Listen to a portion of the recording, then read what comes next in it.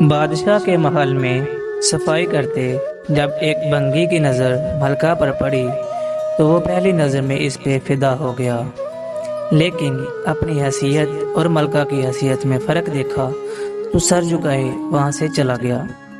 پر دل تھا جو ایک ملاقات کی حسرت میں تڑپتا رہا۔ عشق کی بیماری نے جسمانی بیماری کا روپ لیا اور وہ بستر پہ پڑ گیا۔ بنگی کی بیوی بھی اس ساری حالت سے واقف تھی۔ بنگی کی حالت خراب ہونے کی بنا پر اس کی بیوی اس کی جگہ کام پہ لگ گئی۔ کئی دن تک جب بنگی ملکہ کو وہاں نظر نہ آیا تو اس نے اس کی بیوی سے دریافت کیا۔ بنگی کی بیوی یہ سوچ کر گھبرا گئی کہ ملکہ کو اصل بات بتا دی تو نہ جانے ہمارا کیا حال ہوگا، لیکن ملکہ نے اس کی گھبراہٹ جان کر اسے اعتماد میں لیا اور حقیقت پوچھی۔ بنگی کی بیوی نے وہ ساری صورتحال ملکہ کے گوش گزار کر دی۔ تب ملکہ نے اسے کہا کہ اس سے ملاقات کا یہی ایک رستہ ہے، تم اپنے شوہر سے جا کے کہہ دو کل وہ شہر سے باہر کسی رستے پہ بیٹھ جائے اور بس اللہ اللہ کرتا رہے، نہ تو کسی سے بات کرے اور نہ ہی کسی کا کوئی دیا ہوا تحفہ قبول کرے۔ ایسا کرنے سے جب اس کے چرچے بادشاہ تک پہنچیں گے تو ملاقات کے راستے بھی کھل جائیں گے۔ ملکہ کا پیغام سنتے ہی بنگی کی جان میں جان آئی اور وہ گداؤں کا بیس بدل کے ایک راستے پہ جا کے بیٹھ گیا اور اللہ اللہ کا ورد شروع کر دیا۔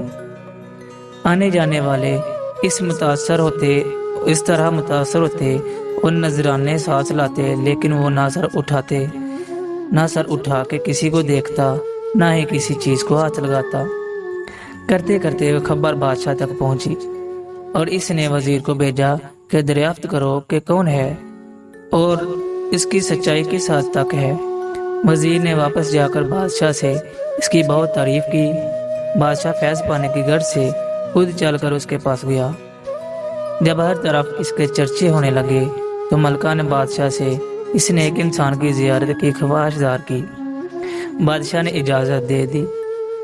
اسی اثناء میں جب بنگی کو اس بات کا احساس ہوا کہ اب تک وہ دل سے نہیں صرف ایک دنیاوی مقصد کے تحت ہی اللہ پاک کے نام کی تسبیح کر رہا تھا، وہ جھوٹا ہے لیکن پھر بھی اللہ کی رحمت اس پر اس قدر ہے کہ لوگ اس کے سامنے جھک رہے ہیں، کیا بادشاہ اور کیا آدمی، سب ہی اسے عزت دے رہے ہیں۔